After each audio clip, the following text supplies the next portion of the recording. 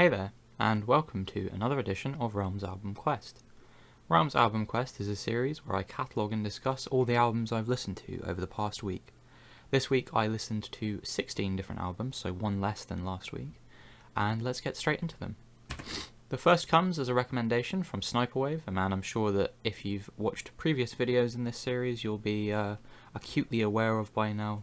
Sends me a ridiculously large amount of albums. I think he sent me in the 40s for this year. I think it's 43 albums he sent me this year. First of which is The Constant by Aoria. This was a pretty good album. Very, very post-rocky with like some slightly more commercial leanings. None of the songs were ridiculously long. Nothing breaching the 10-minute mark. But yeah, I still thought it was pretty solid, despite the fact that it didn't really blow me away in the same way that a lot of the post-rock albums that he sends me do. But it's definitely worth the time.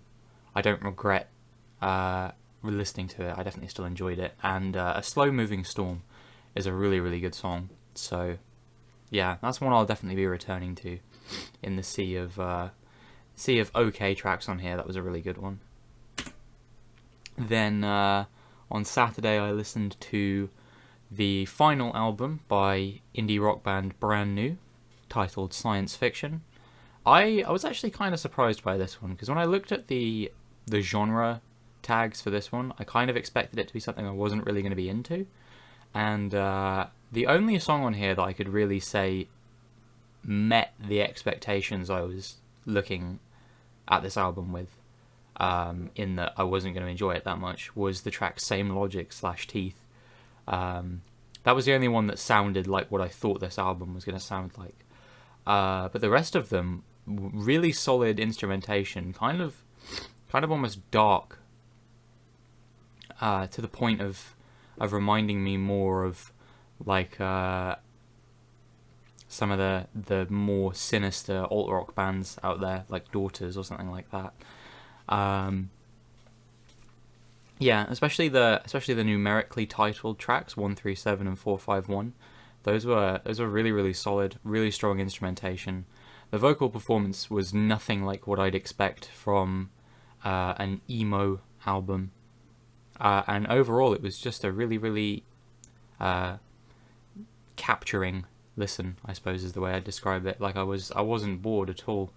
I went into every track thinking, wow, this is a really solid song, which is something different from the last, without breaking my immersion into the album as a whole. So yeah, really, really strong album, really big fan. Definitely check this one out. Then I listened to another recommendation from Sniperwave, Delivering the Black by Primal Fear.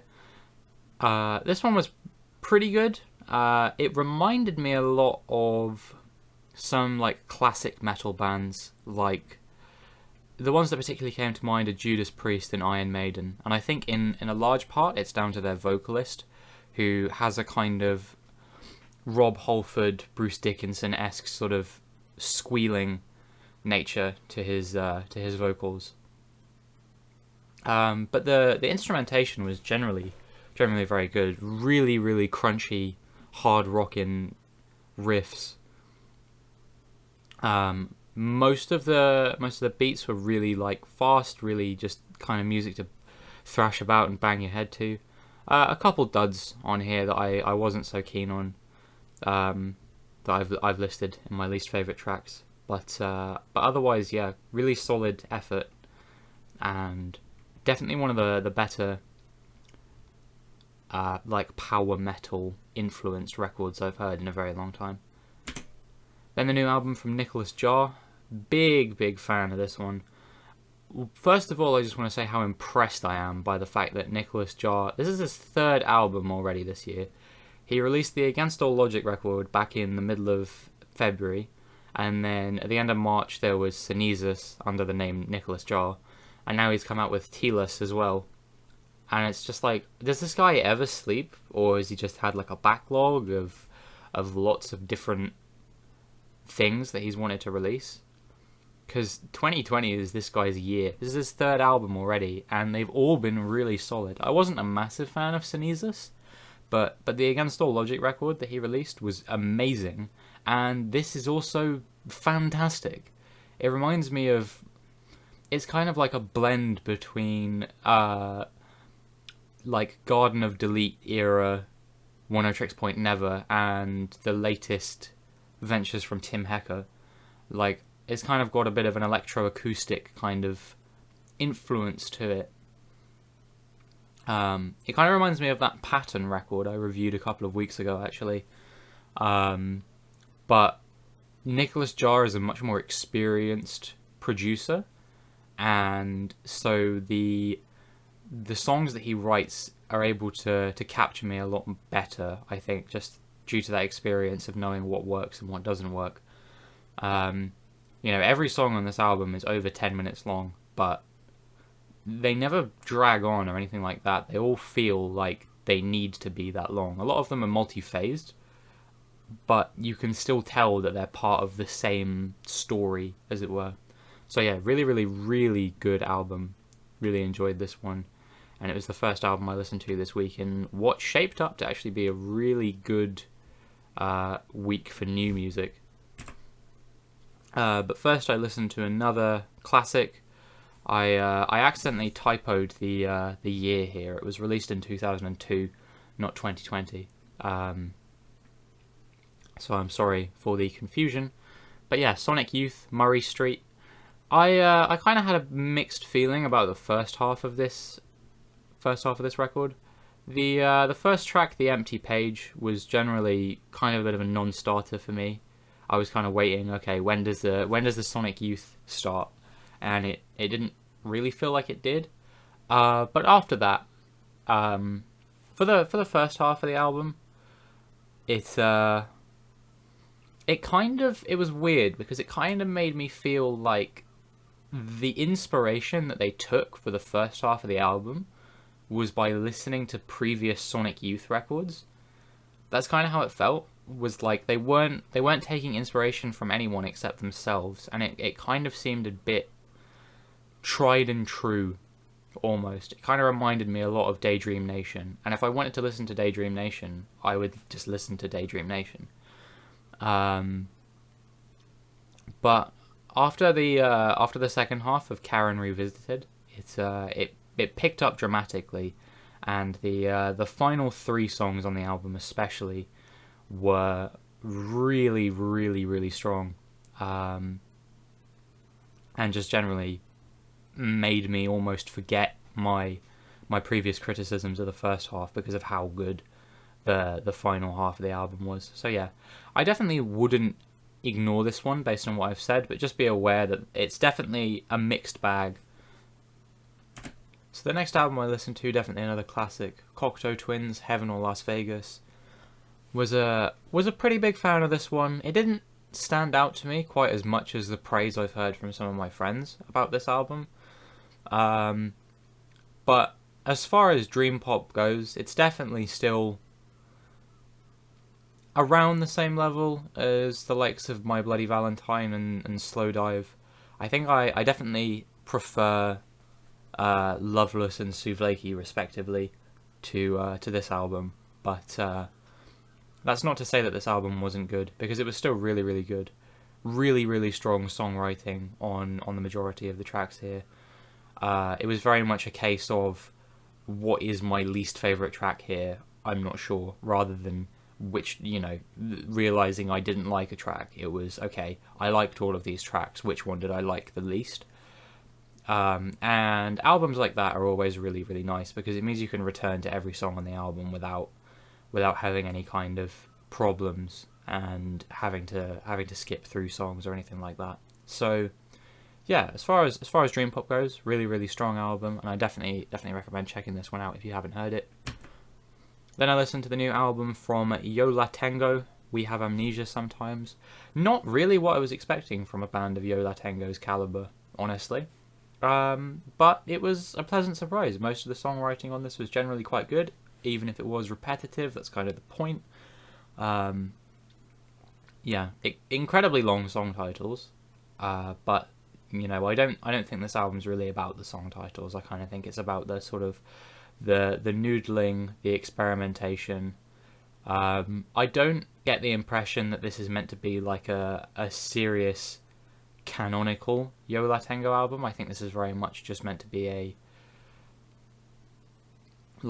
side project before their next proper album, but that remains to be seen.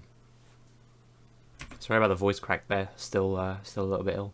So then I listened to the new album from the band previously known as the Dixie Chicks, now just referred to as the Chicks. Gaslighter was the name of the album, and regardless of how horrible the album art is, the album itself was up and down. I thought at its peak on songs like Gaslighter and Texas Man, I thought it was fairly good. But a lot of the songs on here are just really, really slow, and when you have a mixture of upbeat and slow, the slow needs to be enthralling, and I didn't really think it was all that much on this album, which is a bit of a shame, because the highs on this album are really, really high, and if it had been filled with more of those, I probably would have given this album an 8 instead of a 7. So it's just a shame that they couldn't keep up the same sort of level of quality for the whole album. Then the new album from Leon La Havas. Loved this one. Pretty much every song on this is just like so soulful, so enjoyable.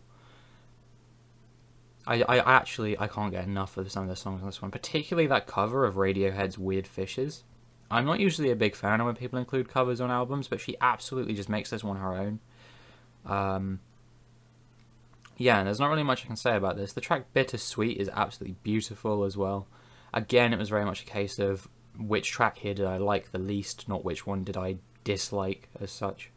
Yeah, this one, alongside Tealess, definitely going down as some of my favourite albums of 2020 so far, which, like I said, is why this is one of the best weeks for new music. Then I listened to the new album from Dead, Flower of Devotion. Fairly standard indie rock album, really strong instrumentation, really nice, but nothing overly stand out on here. It just kind of was, and then that's the end of it. But yeah, not really much to say about this one generally. I didn't find it all that memorable, but like the instrumentation on it was really solid, and I worry that maybe I didn't give it my full attention, and kind of just treated it a bit as a throwaway album. But it was honestly really, really good, and I definitely recommend checking out at least the highlights on this album, if not the whole thing. Then, probably my favourite album this week that I listened to, the new album from Protomartyr, titled Ultimate Success Today. I've been waiting for a really solid post-punk album for the majority of the year. There was that King Cruel album that dropped back in I think it was February, which I was a really big fan of. But this one is like on a whole nother level of enjoyment for me. Especially the song "Process" by The Boys. My goodness, that's got to be one of the best post-punk songs I've heard in, that's come out in the past decade. I'm racking my brains and I can't think of a post-punk song that I like as much as that one that's come out in the past decade or so. Maybe like Oxygen by Swans, if you want to count that one. That's literally the only one I can think of. But yeah, this album's just got like a really kind of nihilistic nonchalance to it, almost. Which it can be a little bit jarring for some people, but I am the kind of person that listens to bands like Swans and bands like Daughters, so I'm kind of not that taken aback by stuff like that anymore. But it didn't take away from my enjoyment of the album. It was still a really solid effort, and one that I will no doubt be spinning on repeat for quite some time to come. Then the new record from Blue and Exile, titled Miles. Behemoth of a record, clocking in at over an hour and a half. But yeah, quite solid still, despite its long runtime. It definitely didn't feel like it wasn't worth it, and I think in part that was because of the album's 9-minute centerpiece, Roots of Blue, which is far and away the best song on this record. Despite its length, it's just an all-around, all-encompassing celebration of black culture.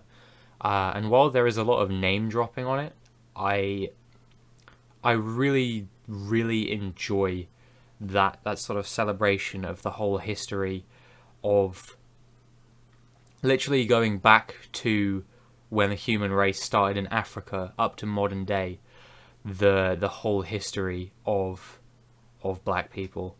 And his sort of it was like historical chronicling almost on that record is quite something to behold. So yeah, really big fan of that song in particular.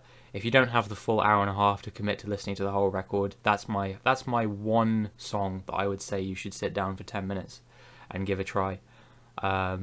Because I was sat there the whole time listening to that song, like my mind was just exploding. So yeah, if that's the only song you check out from this album, then make sure you actually do, because you won't regret it. And then finally, on Tuesday, I listened to the new album from Crack Cloud titled Pain Olympics. I respect this album, wasn't a huge fan of it, but I still gave it a pretty good score, because I really respect that they were trying to do something new rather than following a tried and true formula. There's a lot of like quirkiness and instrumentation, and it comes off quite well a fair amount of the time, but on the two bookends of the album, Post Truth and Angel Dust, it kind of gets a bit too quirky for its own good, and I'm really not a fan of where it ends up.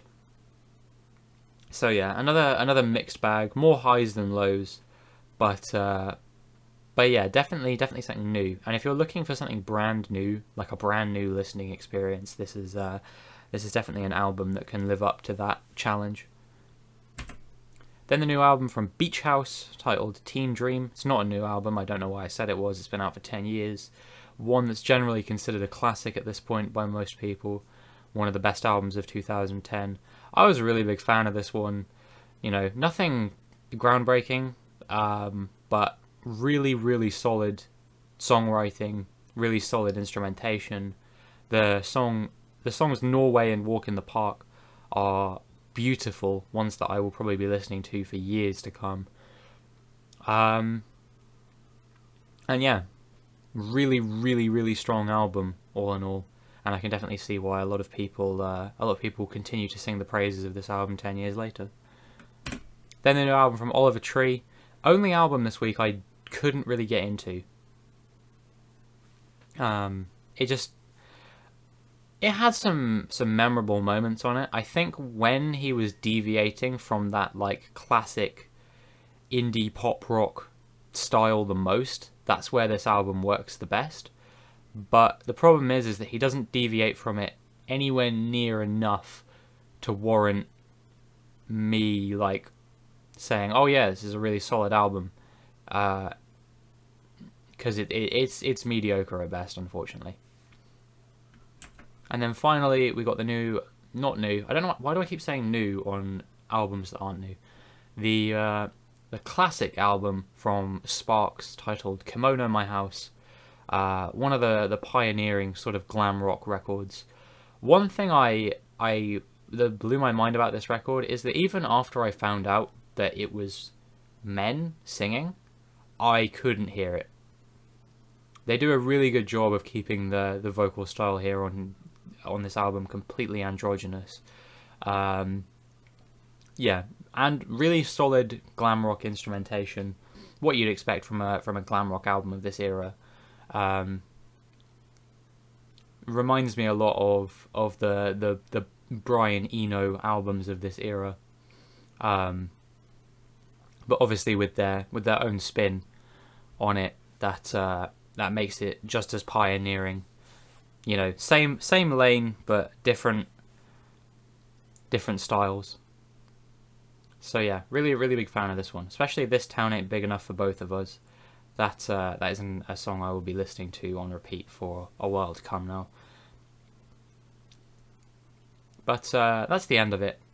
That's all the albums I've listened to this past week. I think going forward, based on my experience today and in the past couple of weeks, I think I'm going to start scripting these videos again. I was trying something new.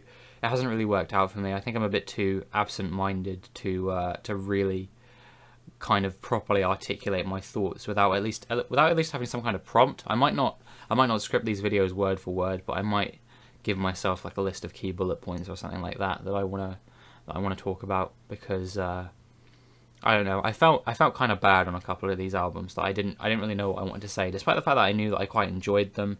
I couldn't really explain why, and at that point, you might as well not bother making the video. But nonetheless, I hope you enjoyed this week's video, and if you choose to listen to any of these albums, or if you've already listened to any of these albums, then let me know your thoughts on them, whether you disagreed with me or agreed with me. I'm always down to open a discussion surrounding a particular album. If you like this video, then make sure you leave a like and subscribe to my channel. I upload these videos every Thursday at 6 PM British Standard Time. And yeah, until next time, enjoy the records.